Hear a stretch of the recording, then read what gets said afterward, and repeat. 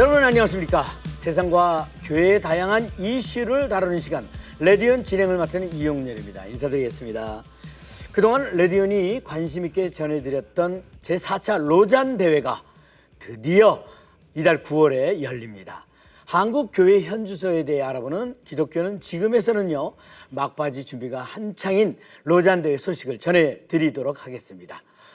그리고 말이죠, 우리의 뇌는 쓰면 쓸수록 좋아진다고 하던데 아이들뿐 아니라 어른들도 누구나 좀 창의적인 생각, 창의적인 아이디어를 갖고 싶은 마음이 있지 않겠습니까?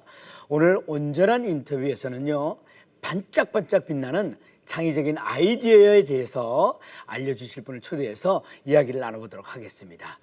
자, 그럼 먼저 한 주간의 교계 뉴스 정리해드리겠습니다. 뉴스 이슈 국민일보의 최기영 기자가 자리했습니다. 어서 오세요. 네, 안녕하세요. 반갑습니다. 국민일보 최기영입니다. 자, 오늘 전해주실 소식은요. 지난 7, 8월을 돌아보면 정말 역대급이라 불릴 정도로 정말 뜨거운 여름을 보내지 않았나 싶은데요. 오늘은 부산의 서핑 성지로 불리는 송정해수욕장 파도에서 건져 올린 이야기를 들고 왔습니다. 보이시나요? 오늘 제가 파도가 그려진 의상을 입고 왔는데 주일 예배를 마친 성도들이 파도 위에서 서핑보드를 타고 셀 모임을 하는 교회가 있다면 믿으시겠습니까? 제가 직접 다녀왔습니다. 어허, 이 라디오를 통해서 별의별 교회하고 사역 소식을 듣고 있기는 하지만 셀 모임으로 서핑을 한다는 얘기 또 처음인 것 같아요. 뭡니까? 주인공은 부산에 있는 포도나무 교회라는 곳인데요. 이 교회는 주일 예배 공간으로 쓰이는 카페, 그리고 서핑 전문숍, 서핑 훈련장, 그리고 청년들을 위한 쉐어하우스를 함께 운영하고 있었습니다. 이 서핑숍에서 전문 서핑 강사로 활동하고 있는 청년들이 대부분 이 교회 성도들인데 이 성도들이 새벽이면 파도 위에서 큐티를 하듯이 서핑을 타고 있다고 해서 제가 직접 만나봤어요. 모습이 너무 궁금하더라고요. 새벽 5시에 일어나서 송정해수욕장으로 달려가 봤더니 출근을 앞두고 서핑하는 분들이 꽤 계시더라고요. 이 청년들하고 같이 제가 서핑복을 입고 바다에 들어가서 얘기를 나눠봤는데 얘기를 나누다 보니까 어떤 얘기인지 알겠다 싶었습니다. 그 청년 중에 21살짜리 청년이 그날의 제 서핑 선생님이 되셨는데 21살 서핑 선생님의 물 위에서 던져주신 고백이 이렇습니다. 어느 날은 잔잔했다가 때로는 높은 파도가 들이닥치기도 합니다. 인간적인 힘만으로는 파도에 맞설 수가 없고 파도를 지혜롭게 넘어가는 방법을 터득해야 되는데 바로 그 순간 이 서핑보드, 나를 지켜주는 이 서핑보드가 하나님이 늘 계시는 것처럼 느껴집니다.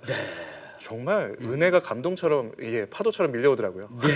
뭐 이 정도면 성도가 아니라 목사님 같습니다. 맞습니다. 근데 이 교회는 어떻게 처음 이 사역을 시작하게 됐습니까? 그 시작은 25년 전으로 거슬러 올라가는데요. 이 교회를 이끌고 있는 김명규 목사가 당시에 영국에서 심리학을 공부하다가 상담 장소, 모임 장소, 카페 공간으로 같이 경계 없이 쓰이고 있는 바인이라는 이름의 카페를 경험하게 되면서 내가 내 고향 부산으로 돌아가서 만약에 사역을 하게 된다면 이런 모습의 교회를 좀 세워야겠다라고 마음을 먹었다고 해요. 영어로 이 바인이 포도나무를 뜻하는데 이 포도나무 가지 같은 공동체를 예수님과 연결되어 있는 포도나무 가지 같은 공동체를 만들려고 2002년도에 개척을 한 겁니다. 이제 복음을 모르는 젊은 세대들한테 어떻게 하면 잘 설명을 할 수 있을까 고민하던 중에 이제 카페 앞에 바다가 보이는 거예요.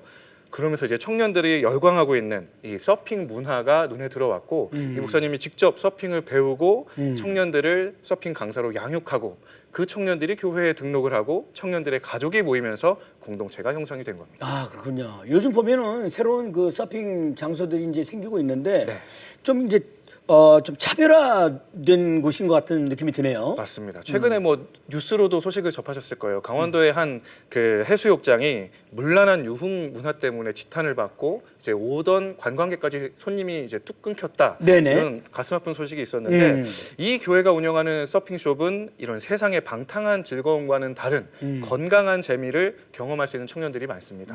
그러다 보니까 건강한 청년 문화를 만들어 가는데 전국 규모의 이제 서핑 페스티벌이 부산에서 열리기도 하는데 그럴 때마다 청년들이 자발적으로 이 해양 쓰레기 줄이기 캠페인을 벌이기도 하더라고요. 김 목사의 말대로 신앙적인 개성을 갖고 건강한 에너지를 발산하는 것 자체로 복음이 전달되는 것, 그게 바로 이제 청년 문화를 개혁해 나가는 것이 아닐까 싶었습니다. 네, 그렇군요. 청년들이 건강한 문화를 누리다 보면 이 사회도 보다 건강한 에너지로 넘치지 않을까 싶습니다. 네.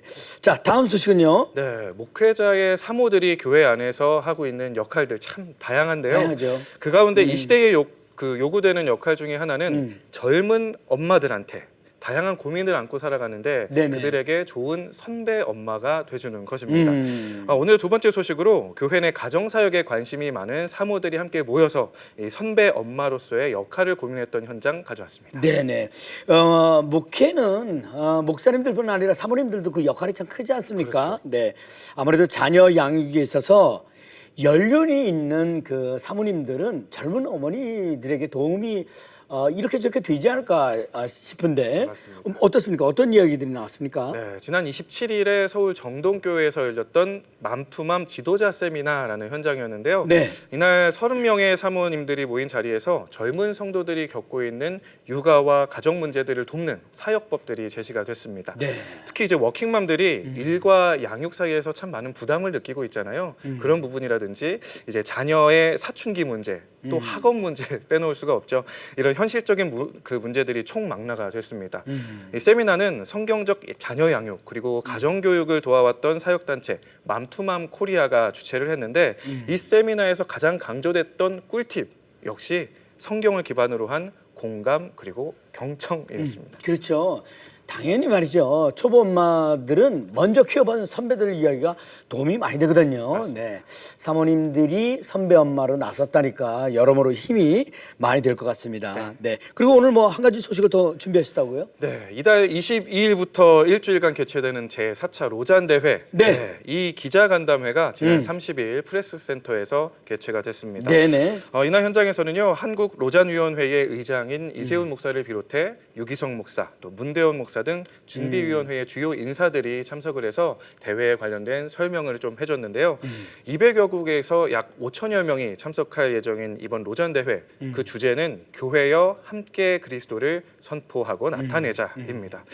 특히 이번에 이제 서울 선언 그리고 대위임령 상황 보고 그리고 협력을 위한 행동 서약과 같은 세 가지 주요 문건에 대한 관심 계속 높아지고 있거든요. 그 준비 측은 로잔의 주간 방송사인 CGN이 하루 3차례 현장을 중계할 예정이라고 밝혔습니다. 네네. 아유, 잘 알겠습니다. 네. 이제 정말 로잔 대회가 얼마 안 남았습니다. 자세한 얘기는 잠시 후에 기독교는 지금에서 또 나눠보도록 하고요. 네. 최기영 기자, 오늘 대단히 감사합니다. 수고하셨습니다. 감사합니다. 네네. 이어지는 단신 뉴스 보시고 다음 출연자 만나보시겠습니다.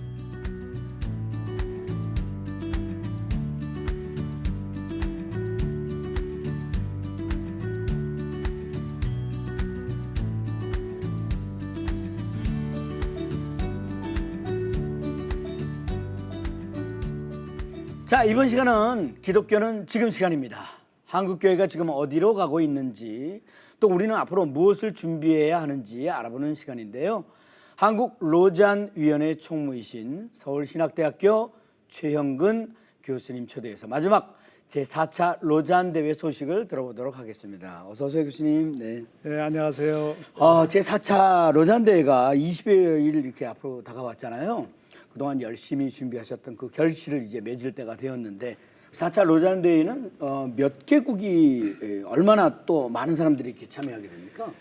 9월 22일서부터 28일까지 인천 송도 컨벤시아에서 열리는 네. 4차 로잔 대회는 전 세계에서 200개국에서 온 네, 대단합니다. 5천 명의 현장 참석자들이 있고 네네. 또 다른 5천 명은 영상으로 참여하게 됩니다. 네. 이것을 가리켜서 virtual participation이라고 하는 표현을 합니다. 네. 예.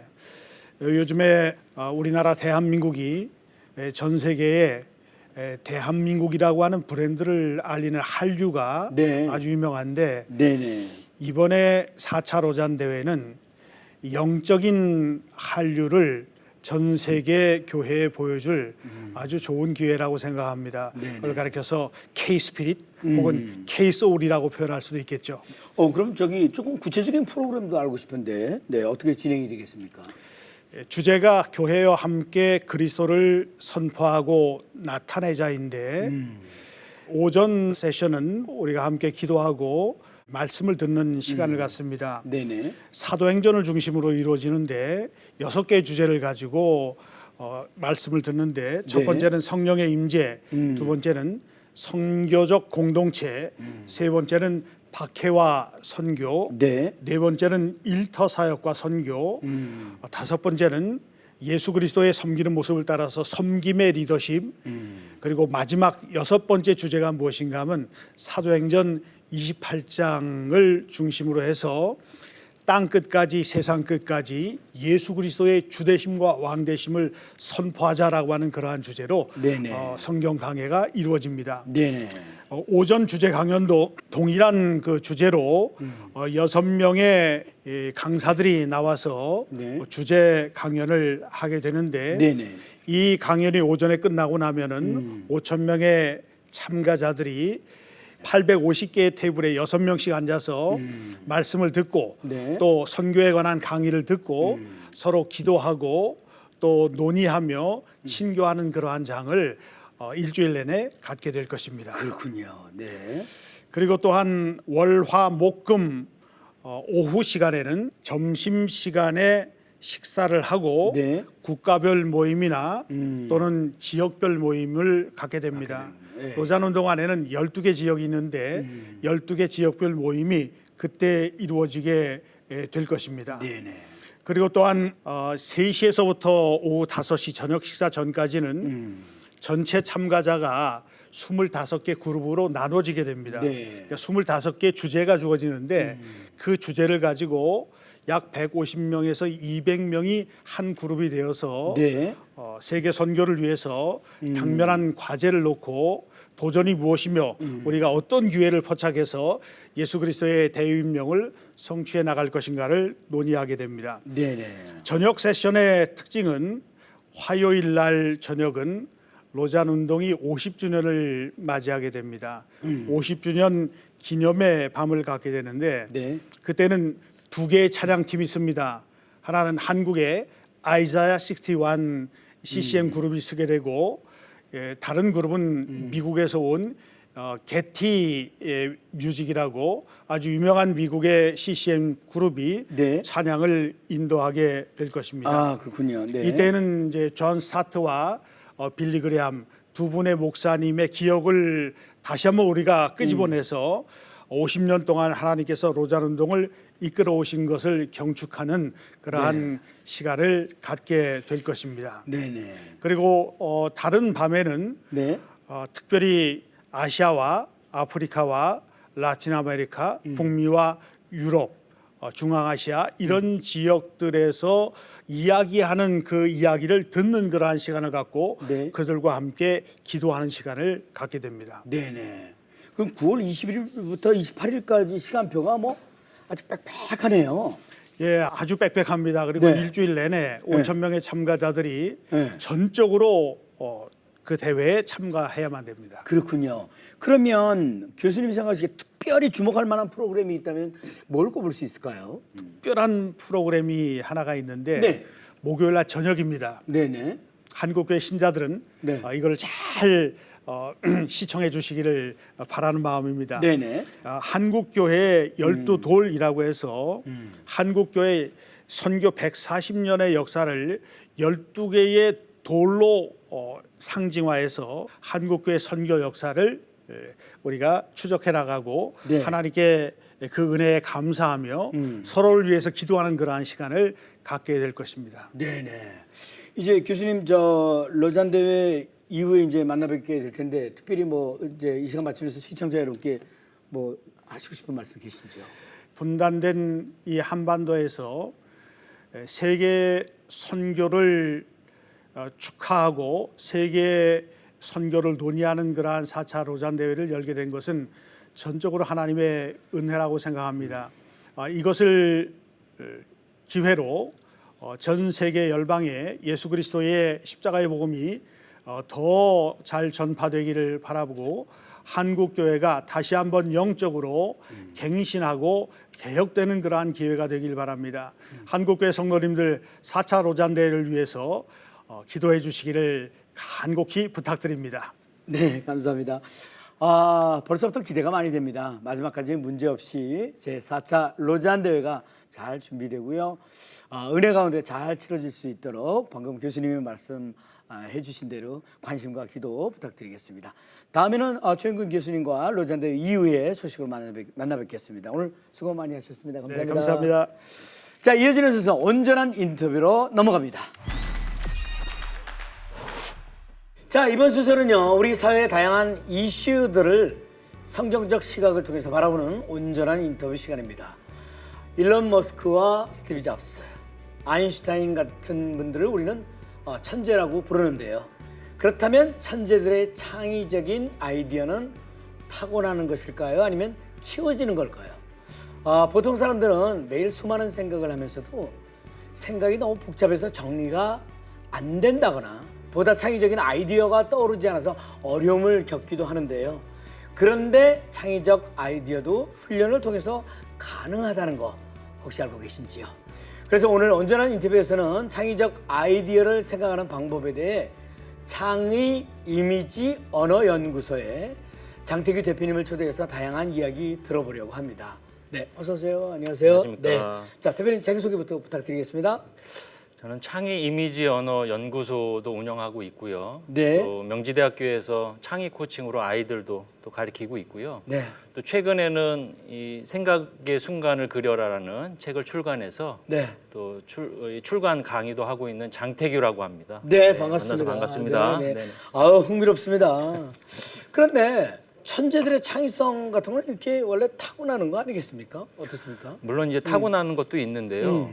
저는 이렇게 길러지는 창의성을 더 훨씬 좋아합니다. 네네네. 그래서 우리가 인간이 예리하고 뾰족한 어떤 사고를 배울 수 있는 과정이 있고 그걸 또 배울 수 있다면 뭐 공자나 아인슈타인처럼 창조적 사고를 할 수 있다고 저는 생각을 하거든요. 네네. 우리 진행자님도 사실은 탁월한 이 유머와 위트가 네. 정말 엄청난 그런 노력에 의한 결과가 아닐까 저는 생각을 하는데요. 네. 그렇지는 않지만 감사합니다. 네. 네. 그렇다면 천재들의 창의성은 이제 노력과 학습으로 이제 이루어질 수 있다고 이제 말씀하시는 네, 네, 거잖아요. 네, 네, 네. 그 교육을 창의 이미지 언어 연구소에서 이제 연구하고 교육하는 겁니까? 네, 맞습니다. 여기서 언급드리는 이 창의 이미지 언어라는 것은 인간이 다양한 사고가 있거든요. 네. 그것을 4가지 유형으로 이렇게 나누었고요. 거기에 연결된 창의 역량이 10개가 있습니다. 네네. 그것을 향상시키기 위해서 우리가 읽고 그리고 연상하고 토론하는 이런 과정을 통해서 생각하고 질문하는 교육을 키워주는 교육이에요. 네.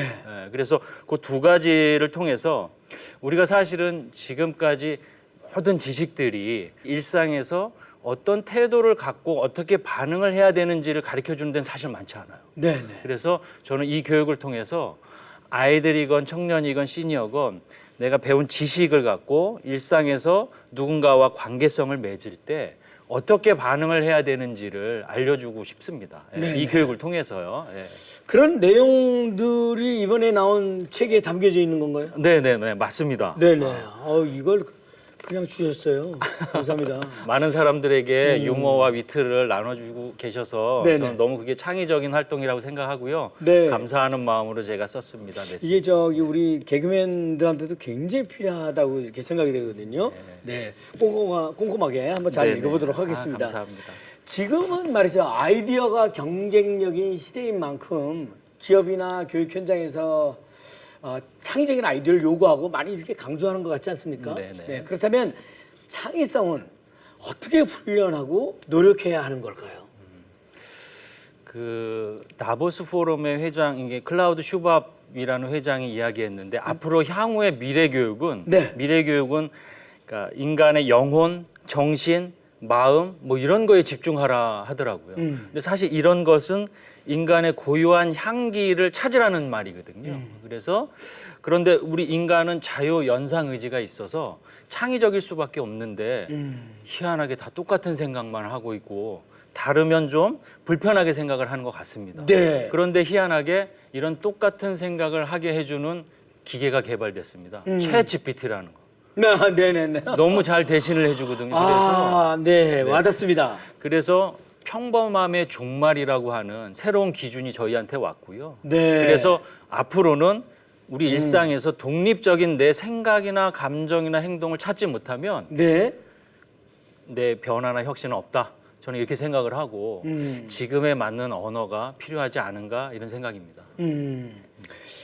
그러면 그 훈련 방법이라든가 그걸 조금 구체적으로 좀 듣고 싶어요. 어떤 스킬이 필요한지 이런 것도 좀 알려주시면서. 네네. 그 최근에 이렇게 출간한 이 생각의 순간을 그려라에는요, 이런 교육 모델은 우리가 부모나 자녀, 혹은 스승과 제자, 혹은 뭐 직장 상사나 뭐 이런 부하 직원들 간의 창의 공감을 좀 만들어주는 그런 기능이 있는데, 첫 번째로 제가 주문하는 것들은 생각의 근육을 가져라 이런 부분입니다. 근육. 네네. 네, 근육을 가져라. 일상의 이제 형상화 과정이라고 하는데, 보고 듣고 느끼고 맛보는 뭐 이런 모든 감각적인 것들을 어디에 쓰거나 뭘로 그리거나, 혹은 요즘 SNS 많이 하시잖아요.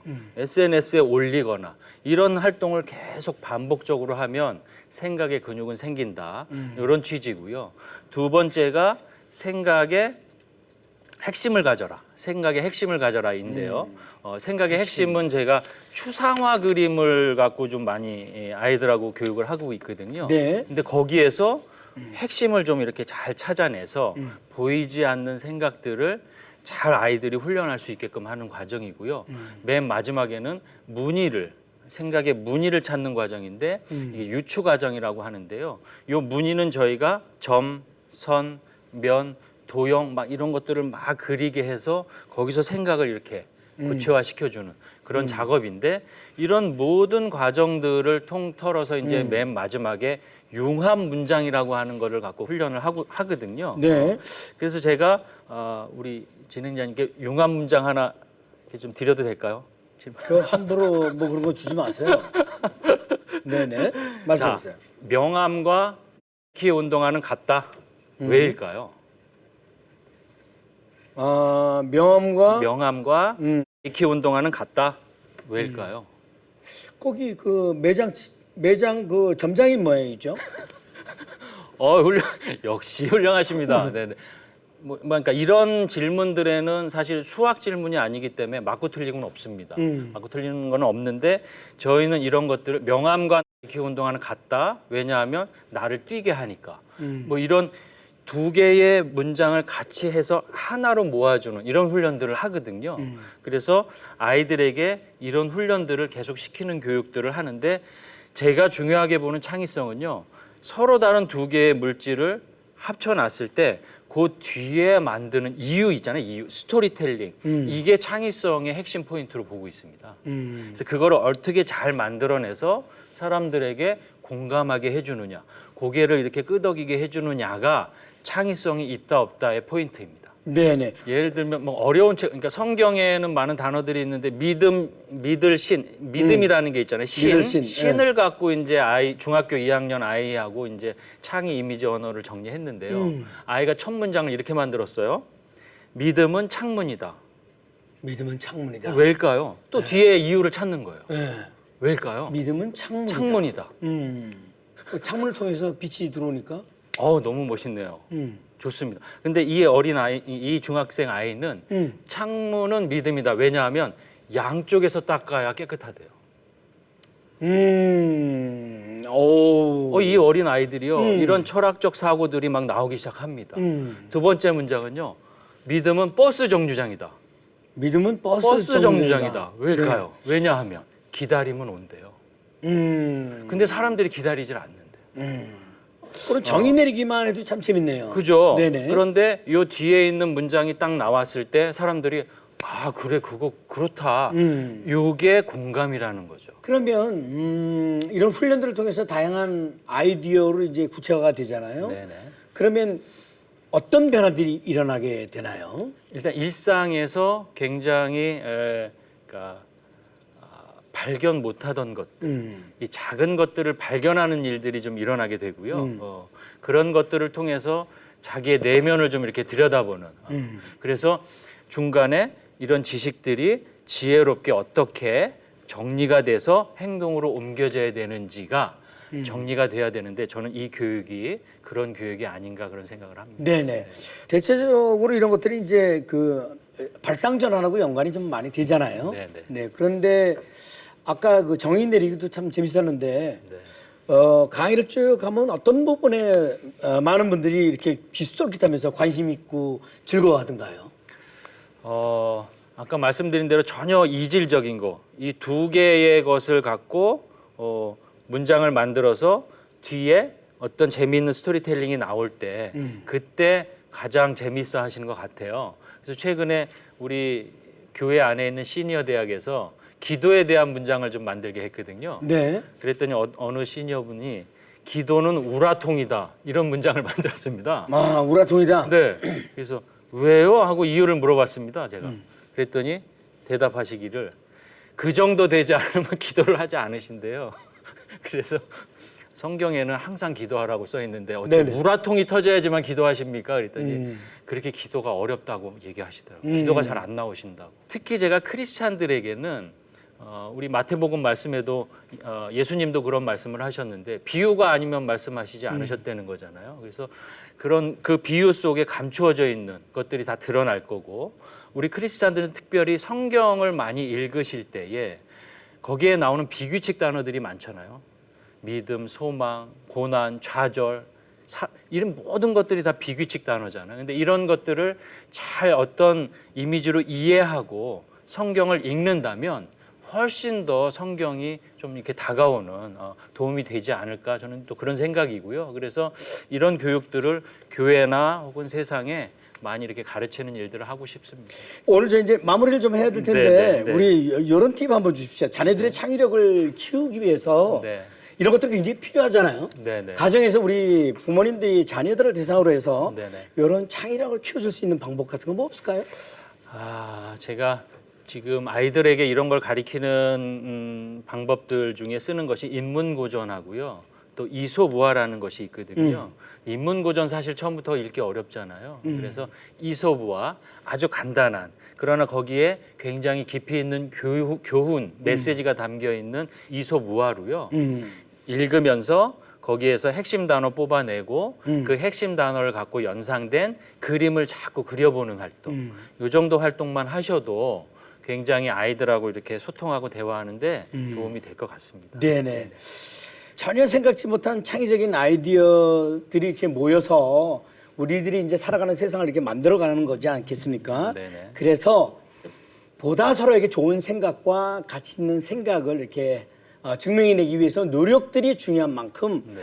우리가 어떤 노력들이 필요한지 그리고 권면의 말씀을 네. 네, 마무리 삼아서 부탁드리겠습니다. 지금 우리 아이들은요 너무나 빠른 시대에 살고 있습니다. 그런데 이 지식을 습득하는 방법들이 간단한 이 손가락 움직임 하나나 피곤한 눈으로 지식들을 인지하고 있어요. 그리고 그걸 또 너무 빨리 잊어버립니다. 그래서 우리가 이런 어떤 방법들은 치매 환자의 특징이거든요. 기억의 스펙트럼이 점점 짧아지는 거예요. 그래서 이런 어떤 기억의 스펙트럼이 짧아지지 않게끔 일상에서 작은 것들을 잘 발견해야 하고요. 발견을 해야 이해할 수 있고요. 이해할 수 있어야 해결하는 과정을 경험할 수 있거든요. 그래서 이렇게 권면의 말씀을 하나 드리면 일상의 생각을 좀 조금씩 쪼개서 그런 것들을 발견해내는 일상의 창의가 있기를 좀 기대해 봅니다. 매일매일 다니던 길만 가지 말고 네.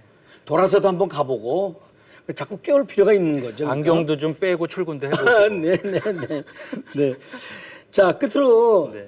창의 이미지 언어 연구소에 앞으로 계획하고 네. 또 기도 제목도 함께 전해주십시오.